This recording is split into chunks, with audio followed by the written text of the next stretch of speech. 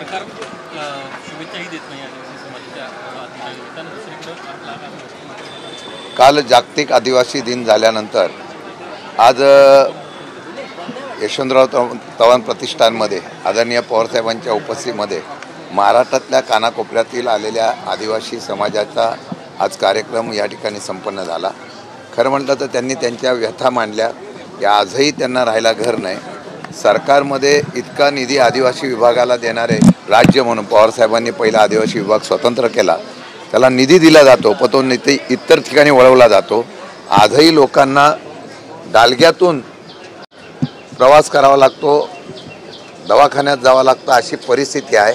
इतका मोठा निधी असताना सुद्धा प्रगती झाली नाही याची खंत होती आणि त्या संदर्भामध्ये त्यांनी मागणी केलेली आहे की आता आमच्याकडे लक्ष देण्याच्या संदर्भातला आपण निर्णय घ्यावा, अशा प्रकारचा ठराव आजच्या ह्या बैठकीत या ठिकाणी घेण्यात आला। तुमची जी मंडल यात्रा आहे त्यावरती आदिवासी समाजावरच हल्ला करण्यात आल्याचा, आदिवासी दिनी हल्ला करण्यात आल्याचा रोहित पवारांना स्वतः माहिती दिली आहे। काल असं आहे की काल एका ठिकाणी जागतिक आदिवासी दिन असताना सत्तारूढ असलेल्या पक्षाने या ठिकाणी असं सांगण्यात आलं होतं की आदिवासी दिन साजरा करू नये असं कळतंय। काल नागपूरला सुद्धा त्याची प्रचिती आली, परंतु ते करत असताना जिथे एका लोकप्रतिनिधीने हा कार्यक्रम घेतला तिथं आदिवासी विभागाच्या आदिवासी समाजाने स्वतंत्रपणाने कार्यक्रम घेताना त्यांच्यावर लाठीचार्ज झाला, अकोल्याला का कुठे, त्याच्या बाबतीत बातमी आली, त्याची रोहित पवारांनी तिथं उल्लेख केला होता। खरं म्हटलं तर जागतिक आदिवासी दिन असताना जर आदिवासीवरच हे सरकार लाठीचार्ज करत असेल तर योग्य नाही। मंडल यात्रेवरती मुख्यमंत्र्यांनी एक प्रतिक्रिया दिली, जेव्हा ओबीसीवरती संकट येतं तेव्हा तुमची भूमिका नरोबा कुंजरोबाची असते, परंतु आता मात्र तुम्ही यात्रा काढताय। असं आहे की ओबीसी समाजाला न्याय देण्याची भूमिका मंडल आयोगाच्या माध्यमातून या राज्यामध्ये पहिल्या प्रथम पवारसाहेबांनी घेतलेली आहे। आम्ही ओबीसींचा कधी राजकीय वापर केला नाही, ओबीसीला आणि इतर समाजामध्ये झोंजवण्याचा प्रयत्न केला नाही। आपल्यात जर खरोखरच राजकीय संकट नसेल, आपल्याला खरोखर ओबीसींसाठी न्याय द्यायचा असेल तर एकदा त्यांची भूमिका ओबीसींच्या बाबतीमध्ये स्पष्ट करावी, मग धनगर समाजाची पण भूमिका स्पष्ट करावी।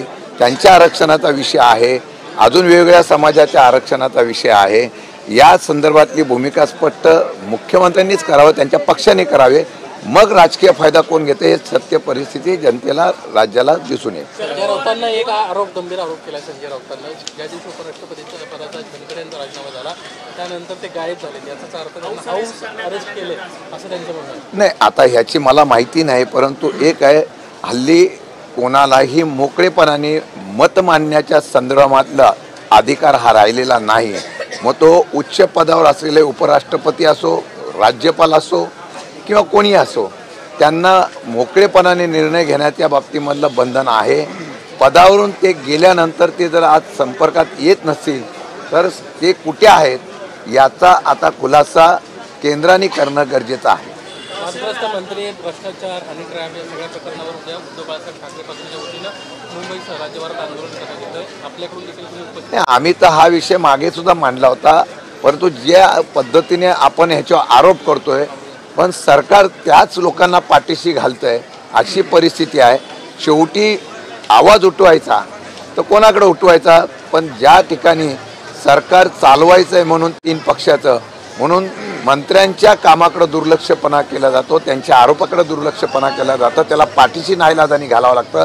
मुख्यमंत्र्यांच्या मनात असो नसो पण कारवाई करता येत नाही, कारण सरकार टिकवायचं आहे म्हणून तशा पद्धतीचा निर्णय घ्यावा लागतोय। म्हणून आम्हाला आता जनतेमध्ये जाऊनच वेगवेगळे पक्ष विरोधातले आहेत, त्यांनी त्या पद्धतीने आंदोलन करत असतील तर योग्य आहे। जनतेत जाऊन आता न्याय मागायची भूमिका आता सर्व पक्षांना घ्यावी। काल पवारसाहेबांनी जो गौप्यस्फोट केला त्यावरती मुख्यमंत्र्यांनी अशी प्रतिक्रिया दिली की ही सलीम जावेदची स्टोरी आहे, खरं तर ज्यांना या गोष्टीची कल्पना होती मी त्या दिवशी सांगितलेलं आहे, निवडणूक आयोगाने या संदर्भामध्ये जसं बिहारला आता तुम्ही मतदार यादीची चौकशी सुरू केलेली आहे, महाराष्ट्रामध्ये कर्नाटकमध्ये तशाच पद्धतीची हरकत जर आली असेल तर निपक्षपणाने एखाद्या निवृत्त न्यायाधीश असेल किंवा एखादी सर्वपक्षीय कमिटी करून त्यांनी निपक्षपणाने चौकशी करावी।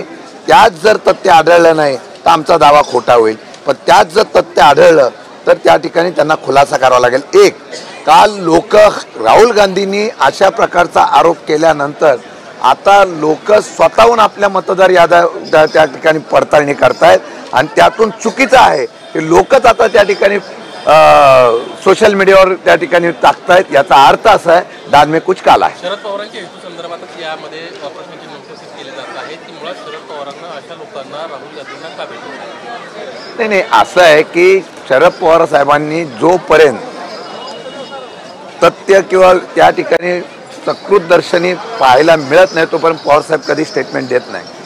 ज्यावेळेला अशा प्रकारची तक्रार परिस्थिती पाहायला मिळाली ती तथ्य आहे. मी तुम्हाला सांगतो अशा बऱ्याच लोकांना निवडणुकीच्या काळामध्ये संपर्क झाला होता की तुम्हाला आम्ही निवडून देतो, आम्ही सांगतो त्या सिस्टीमने चला, त्या सिस्टीमने तुम्ही 100% निवडून येऊ शकाल असं जर कोण सांगत असेल तर मग त्यांना एवढा कॉन्फिडन्स कुठून आला त्याची आता सरकारने चौकशी करावी. पण सर प्रश्न असा विचारला जातोय, मी बोललो बऱ्याच लोकांना संपर्क झाला होता.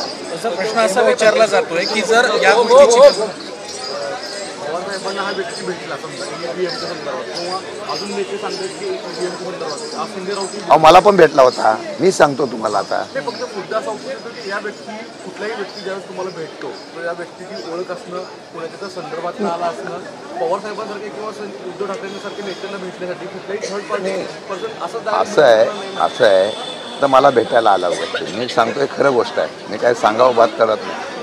हे माझ्याकडे आले, प्रस्ताव दिला, आम्ही त्याला मान्यता दिली नाही, विश्वासच ठेवला नाही ना. आमचा यंत्रणेवर विश्वास होता परंतु त्याच्यावर आम्ही विश्वास ठेवला नाही. पण 100% भेटायला आले होते. बऱ्याच लोकांना ते भेटले होते. बऱ्याच लोकांना त्यांनी तशा प्रकारचा प्रस्ताव दिला होता. जर एवढा त्यांना खात्री असेल की आम्ही हे करू शकतो तर मला वाटतं की त्या संदर्भामध्ये इवन दिल्लीपर्यंत आम्ही अशा प्रकारचं नियोजन करू शकतो असे जर चर्चा होत असेल तर मला वाटतं की या संदर्भामध्ये खुलासा आता निवडणूक आयोगाने करावा आणि अशा व्यक्ती त्या वेळेला कोणाकोणाच्या बरोबर संपर्कात जात आहेत गेल्या असतील किंवा अशा कुठल्या यंत्रणा होत्या त्याची चौकशी सरकारने करणं.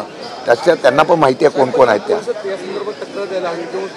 एक असं आहे की असे निवडणुकीच्या कालावधीमध्ये अनेक लोक येत असतात. त्या निवडणुकीच्या कालावधी आलेल्या लोकांना निवडणूक लढवायच्या याच्यामध्ये कोण लक्ष देत नसतं.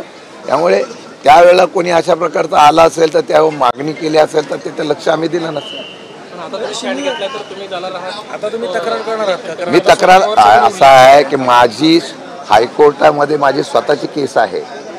मला ज्या मतदार यादीमध्ये मी हरकत घेतली होती जिल्हाधिकाऱ्यांनी काही नावं रद्द केली होती.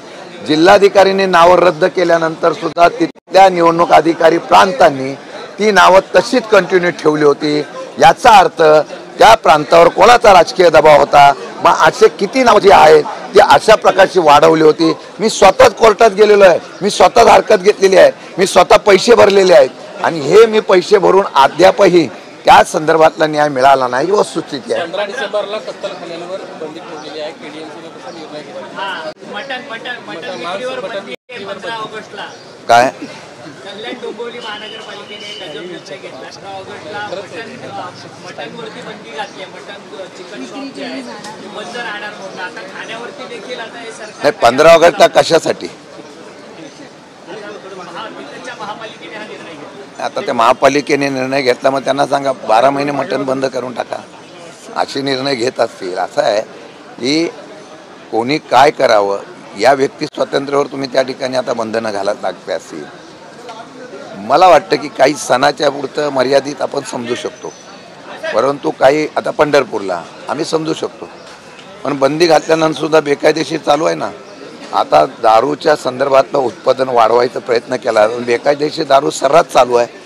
मग तुम्ही बंदी घालता उलट लोकांना काय बोलतात जास्त पैशांनी घ्यायला लावतात अशा प्रकारचा त्या ठिकाणी हा परिणाम होतोय. सर अमेरिकेने लादलेल्या टॅरिफ संदर्भात 50% टॅरिफ संदर्भात